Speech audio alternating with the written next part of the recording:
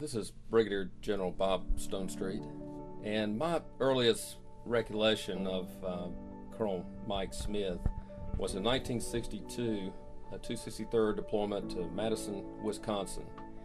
It was my first annual training, and after returning from a 8-month radio maintenance tech school the year prior, Tech Sergeant Mike Smith then was HF maintenance supervisor.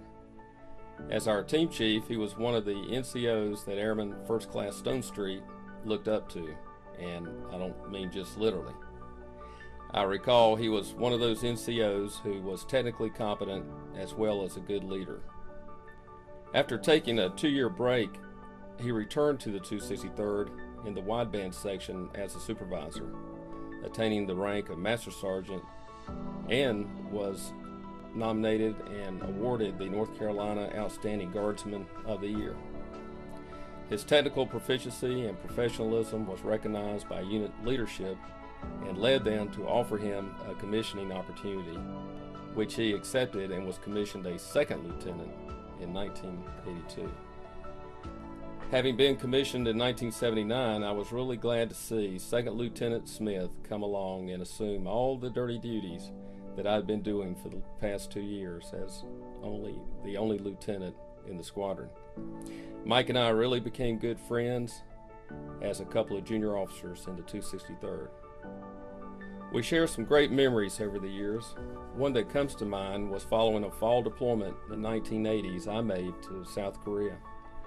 Upon return, I shared with my good friend Mike that I'd found a shop near Seoul named Guam Jimmy's, where you could order name brand clothes at considerable discount. After 100 or so measurements, we both immediately ordered hand-tailored mess dress uniforms that I immediately outgrew. Mike is still probably able to wear his. However, I also brought back a members-only leather jacket. You'll remember these were the popular jackets with epaulets and the label members only on the front pocket.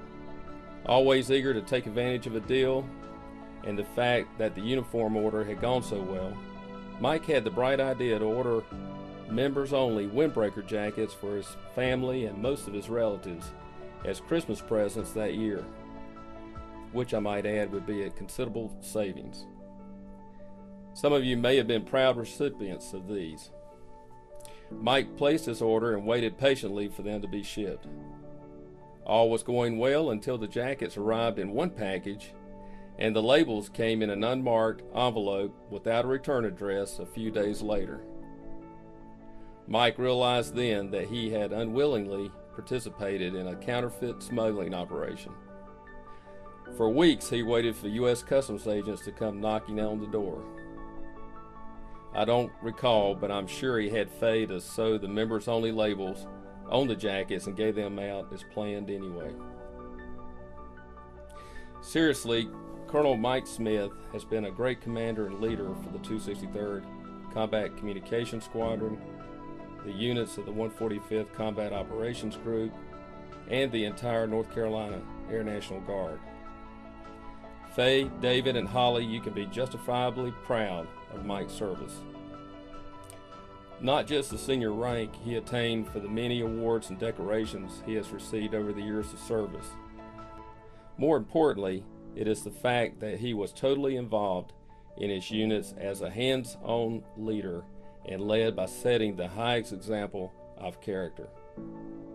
As a result, he has brought these organizations to a significantly higher level in standards, and all are universally recognized as the best of the best in the Air National Guard. His service has made a truly positive impact on the North Carolina Air National Guard, and we are much better today because he served.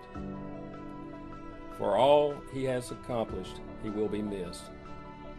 I am proud to call him a brother in arms, but even more importantly, a friend. My name is Don Carrick, and I was in the Air National Guard from the beginning when it started off in Baden in 1949.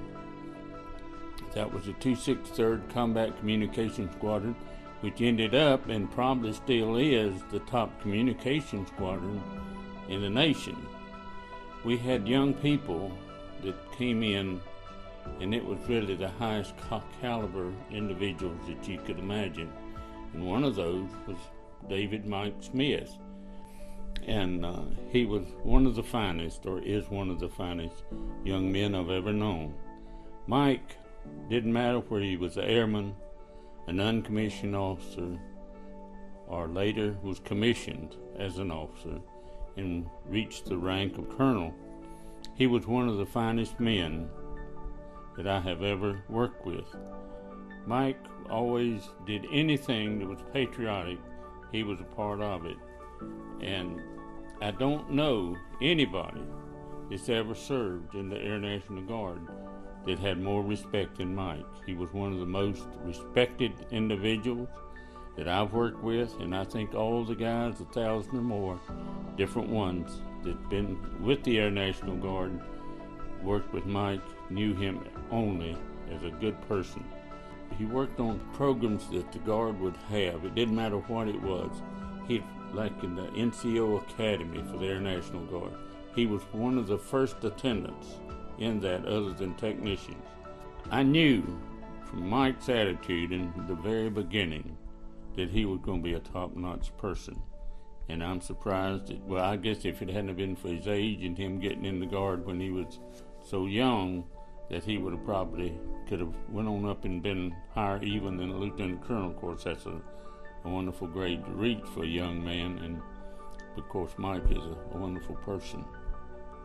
And so I could just sit here and talk all afternoon and say nothing about him except something good. I mean, he's just an outstanding young man. Well, I put it like this. He always did his homework and had everything in line. He just didn't just off the cuff doing things. Mike always prepared. And one thing about it, Mike, I never saw him get mad.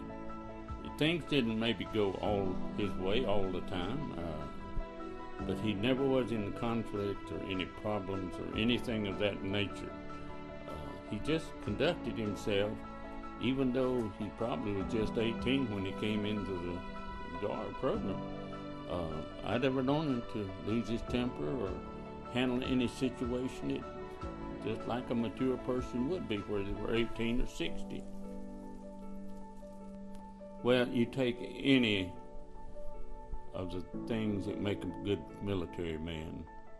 Mike had them. He was a good military man, and he's a good person individually. He's active in his church.